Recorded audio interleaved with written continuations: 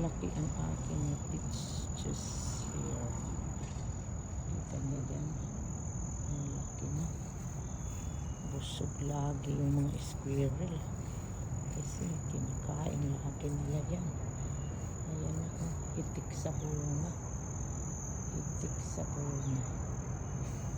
Talagang ano sila, marami.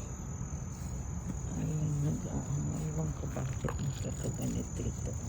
Ayan, pero maraming bunga siya, ganda. Peaches dito, malalaki na rin. Ganda niya.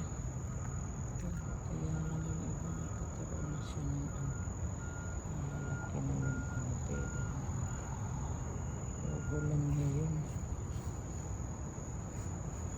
Tapos ito yung ano ko, ibang tinanim.